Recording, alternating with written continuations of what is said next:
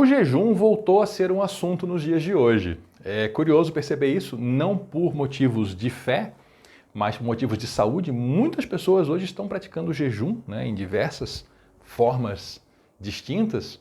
E é curioso, há não muitos anos atrás, jejum era um assunto raro, restrito ao ambiente religioso, e que era até difícil de explicar quando a gente fosse falar em cultura antiga sobre o jejum. Mas hoje, talvez até você que me ouve aqui seja um praticante do jejum.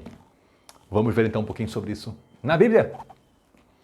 Olá, seja bem-vindo! Aqui nós estudamos a Bíblia. Abra sua Bíblia comigo no Evangelho de Lucas, capítulo 5, e vamos direto ao verso 33. Nós estamos então no começo da história de Jesus. Lucas, esse escritor que nos escreve essa maravilhosa porção das Escrituras, escreveu em grego e ele vai contando então as histórias do Senhor Jesus. Jesus está já tendo os primeiros embates com as autoridades religiosas, porque essas autoridades religiosas estão mais interessadas em si mesmos do que na palavra de Deus. E ele tem então um momento em que é uma sequência rápida de eventos que eu vou resumir aqui, mas está no vídeo anterior, tá? Volte lá para você ver. Jesus passou na coletoria, que era onde ficavam os coletores de impostos, os publicanos, né? Ele viu Levi, um homem chamado Levi, que eu não comentei no vídeo anterior, tá? Levi, ele é o mesmo Mateus, tá? Ele tinha dois nomes, Mateus o Evangelista, que nós já estudamos no Evangelho de Mateus, está aqui no canal, inteirinho explicado, os 28 capítulos. Então ele fala, siga-me, e Mateus larga tudo e segue Jesus. E Mateus já faz uma festa na sua casa e convida publicanos e um monte de gente. Aí o pessoal da religião, os fariseus e mestres da lei, vão lá, chamam os discípulos de Jesus e dão uma criticada. Por que o mestre de vocês está comendo com essa gente aí, publicanos e pecadores? Jesus vem e responde para eles, olha, quem precisa de médicos são os doentes, não são os saudáveis. E eu vim para chamar os pecadores ao arrependimento e não os justos. Também ali tem um jogo de palavras, né? Se eles se consideravam justos, não precisavam de arrependimento. Mas se eles se percebessem pecadores, precisavam das palavras de Jesus. E é aqui nesse ponto que a gente continua, tá? Porque o texto sagrado, ele é contínuo. E tem umas divisões que a gente olha para ele e às vezes enxerga que não são do texto sagrado. Por exemplo, eu estou usando aqui uma edição da Bíblia que eu gosto muito. Na minha edição, entre o verso 32 e 33, tem um espaço e tem um título.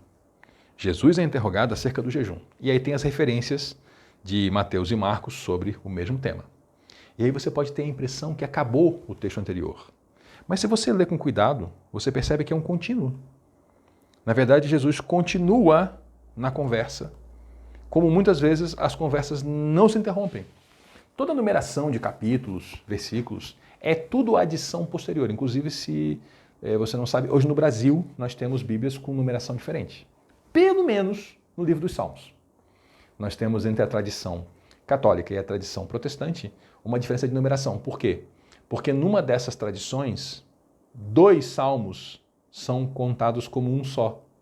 Então não é que falta um, é que os 2 são contados como um só, entendeu? Mas tem outras tradições antigas, primeiro vem a numeração de capítulos, depois vem versículos. Até a organização da Bíblia. Se você pega algumas Bíblias, como por exemplo a judaica do David Stern, a organização do Antigo Testamento segue a organização do Antigo Testamento hebraico, que é diferente da nossa. O conteúdo é o mesmo, mas a ordem dos livros muda. Então, tem essas coisinhas aqui, tá? Só para você saber que essas divisões não são um texto sagrado. Nem são esses títulos, tá? Cuidado, eu já vi gente que tentando fazer doutrina em cima de título em negrito, que era da sua Bíblia, da sua edição e não da Bíblia Sagrada em si, tá? Só alguns salmos que têm títulos. O resto é tudo acréscimo de tradução para facilitar a nossa vida. É ferramenta para a gente. Então os fariseus que estavam lá conversando com Jesus interrogaram ele, e interrogaram os discípulos sobre, comendo aí com publicano e tal, eles responderam. Eles não se deram por satisfeitos. Os discípulos de João, que é o João Batista, tá? Jejuam e oram frequentemente, bem como os discípulos dos fariseus, que eram eles mesmos. Mas os teus vivem comendo e bebendo. Ou seja, nós somos melhores do que você. Até João Batista é melhor do que você. Porque todo mundo jejua e vocês aí estão sempre comendo e bebendo. O jejum é uma prática muito antiga. Eu acho que tudo quanto é sociedade clássica conheceu o jejum e conhece o jejum, né? O jejum é se abster de alguma coisa legítima por um período com uma finalidade. Dentro da cultura bíblica, da cultura judaica, O jejum é se abster normalmente de comida e água, o que em termos de saúde não é hoje recomendável, né? Então hoje se pratica o jejum com água e sem comida. Muita gente não pode fazer sem água, se você entrar em desidratação você vai parar no hospital, tá?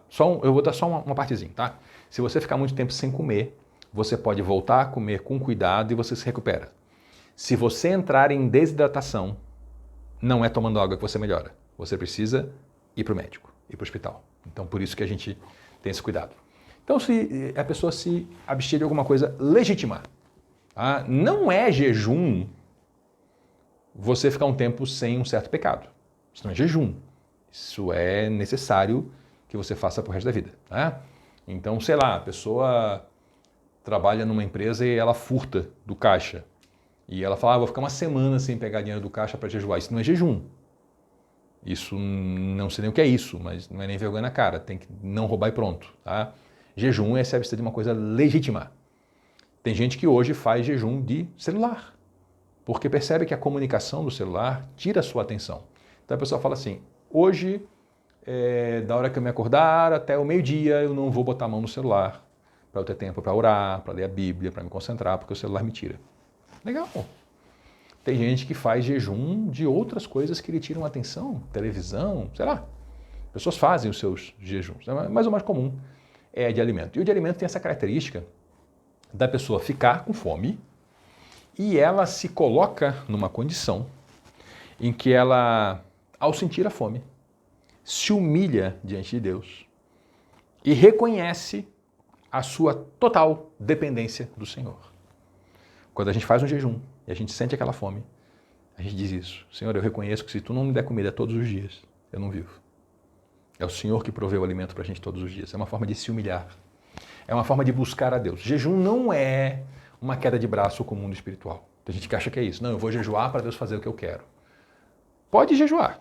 É bom que você jejue, porque quando você jejuar, você vai estar lá tendo mais contato com Deus e aí Ele mostra para você como são as coisas que devem ser, né? Jejum é a gente se colocar em harmonia com Deus. É a gente colocar em submissão a Deus, melhor dizendo. Não é harmonia, é submissão, né? Jejum é a gente buscar a Deus se privando do alimento, né? E aí tem gente que faz jejum de uma refeição, tem gente que faz jejum de 24 horas, enfim, né? Tem diversas formas, mas é aquela ideia, eu vou tirar um tempo para orar. Não apenas passe fome, ore, né? Para que a pessoa esteja mais sensível à voz do Espírito Santo. Muita gente durante um período de jejum descobre respostas.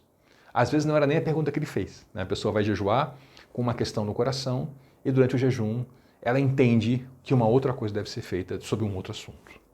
Por quê? Porque ela se torna mais sensível. Então o jejum é muito, muito bom. E Deus instituiu um jejum lá no Antigo Testamento, na lei. Um dia de jejum por ano. Um dia. Mas as pessoas foram aumentando os jejuns porque perceberam os benefícios do jejum e o que é bom a gente quer fazer mais, né? E aí... Só que chegou uma hora que virou regrinha. Então tinha um pessoal lá, por exemplo, fariseu, tinha um grupo lá que jejuava obrigatoriamente 3 vezes por semana e contava para todo mundo e fazia cara de que estava morrendo para as pessoas terem peninha deles, né? Nada a ver com o jejum do Senhor. Então ele veio lá e falou, vocês aí que estão sempre comendo e bebendo, nós jejuamos, nossos discípulos também, até os do João Batista de jejum também, e vocês aí estão comendo e bebendo. Como é que é isso? Estão só aproveitando a vida, né? E aí então Jesus respondeu, podem vocês obrigar os convidados do noivo a jejuar enquanto o noivo está com eles? Gente, casamento em Israel era festa de 7 dias. Tá? A pessoa não ficava aí 7 dias, alguns ficavam, tá? Mas as pessoas não ficavam os 7 dias na festa. A festa durava 7 dias. Então a pessoa ia lá, fazia algumas refeições, ia para casa, fazia os afazeres, voltava para a festa, ou ia dormir em casa, voltava no outro dia, ou dormia por lá mesmo, enfim. Era um contínuo. E se alguém estava jejuando, vamos supor que alguém marcou um jejum para aquele período e começava uma festa de casamento na sua vila, a pessoa suspendia o jejum. Era considerado até uma ofensa jejuar durante um período de casamento. Casamento era uma coisa tão séria que se um rabino estivesse ensinando, estava lá sentado com o seu grupo e passasse um cortejo, eles faziam questão de interromper a aula e todo mundo se virar para o cortejo e saudar as pessoas que estavam no cortejo. Por quê? Porque o casamento é a formação de família e família é a base da sociedade. Sim, é isso que faz a sociedade, a família. Então o casamento é uma coisa séria. Por isso que o senhor perguntou, vocês podem obrigar os convidados a jejuar enquanto o noivo está na festa ainda? Aí eles entenderam a metáfora na hora, claro, durante a festa ninguém jejua, mas que festa é que noivo? Nós estamos falando de hoje, calma que eu chego lá. Mas virão dias quando o noivo será tirado, naqueles dias jejuarão. Jesus é o noivo. A figura do noivo, do esposo, é usada desde o Antigo Testamento para se referir ao Senhor na sua relação com o seu povo. Então ele está falando, aqui é festa de casamento, eu estou aqui. Mas quando eu for tirado, naqueles dias jejuarão. Veja que o Senhor tem uma expectativa que nós façamos jejum. Porque ele falou que quando ele fosse tirado, ele já foi tirado, né? Ele já ressuscitou, ele já partiu, não voltou ainda. E ele tem a expectativa que nós praticamos o jejum, porque ele falou lá, naqueles dias jejuarão. Nesses dias que nós vivemos agora. Então, é uma expectativa do Senhor que a gente jejue para estar em comunhão com Ele. Então, ele contou uma parábola para eles. Essa parábola é bem interessante. Ninguém tira um remendo de roupa nova e costura numa roupa velha. Né? A gente vai perdendo essas coisas da vida mais prática, mas vamos lá. Se você já mexeu com roupa, ou costurou a sua roupa, enfim, você deve saber que roupa encolhe quando lava. Então, se você tem um pedaço de pano novinho, você não vai usar esse pedaço de pano para remendar uma roupa. Tudo bem que hoje muita gente nem remenda a roupa, joga fora e tal, mas muita gente remenda a roupa. Faz um remendo bem feito, por dentro, no lugar oculto. Você não põe um pano novo. Por quê? Porque a roupa já encolheu quando lavou. E aí você faz o remendo, depois lava, o pano encolhe e faz um buraco na roupa. Então, não se faz isso, né? Porque vai estragar a roupa nova. Não se faz remendo de pano novo em roupa velha, né? E ninguém põe, aqui é uma outra coisa, né? Vinho novo em vasilha de couro velha, odre, tá? Você talvez tenha visto em filme, em museu, em figura. É um saco feito de couro onde se guardavam bebidas. O vinho que se fazia aqui nessa época, ele continuava fermentando dentro do odre. Sabe fermentar, fazer bolinhas? Ele continuava fazendo isso. Porque a fermentação aqui ela era natural, não era industrial. Então não tinha métodos de quebrar a fermentação. Então a pessoa fazia o vinho, né? Pegava o suco da uva, espremia, naturalmente ele fermentava. A fermentação é feita por leveduras que produzem álcool. A partir do açúcar da fruta produzem álcool e produzem gás, bolinhas. É assim a fermentação de cerveja, a fermentação de vinho. E aí, como a fermentação continuava, se você pegasse um vinho e colocasse num odre, num couro, né, um vinho novo, naquele saco de couro novo, e fechasse, lacrasse, continuava saindo gás. E o que acontecia com o saco de couro, o odre? Ele estufava junto, né? E aí, tudo bem. Aí você usava esse saco de couro, ele estufava, ele ia esticando o couro. Ficava velho. Se você botasse um vinho novo ali, ele não esticava mais. Ele estourava. Perdia o odre e perdia o vinho. Então o que se fazia?